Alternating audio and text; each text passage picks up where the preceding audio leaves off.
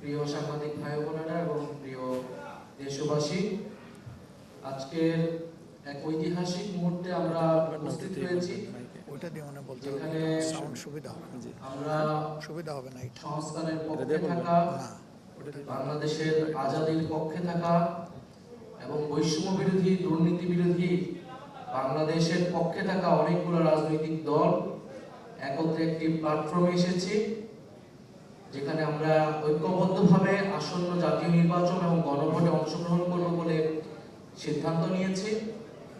ফলে এটা আমাদের এক ঐতিহাসিক মুহূর্ত, ঐতিহাসিক যাত্রা। এটা যেমন একই সাথে নির্বাচনী সমঝোতা, একই সাথে রাজনৈতিক গুরুত্ব অপরিসীম। কারণ গণ অভ্যুত্থানের পরে আমরা যে আকাঙ্ক্ষাকে ধারণ করে এগিয়ে যেতে চাচ্ছি, আসন্ন নির্বাচনে এই পরীক্ষার মধ্য দিয়ে আমাদেরকে উতরাতে হবে।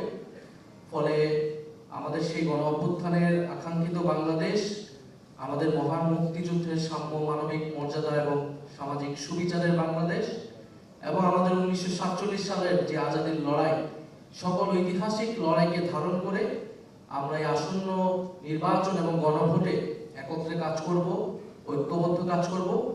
ফলে সারা বাংলাদেশের সকল আসনে, আমি আজকে সকালেও বলেছি যে আমাদের কোনো দলের প্রার্থী থাকবে না আজকে ঘোষণার পর থেকে। সেটা আমাদের এই নির্বাচনী সমঝোতা বা 11 দলীয় নির্বাচনী ঐক্য, তাদের প্রার্থী হিসেবে তারা বিবেচিত হবে এবং আমরা সবাইকে সহযোগিতার মাধ্যমে জনগণের পক্ষে, ন্যায়ের পক্ষে আমরা এই নির্বাচনকে ফলাফল নিয়ে আসবো এবং বাংলাদেশ সামনের দিকে এগিয়ে যাবে, এটাই আমাদের প্রত্যাশা।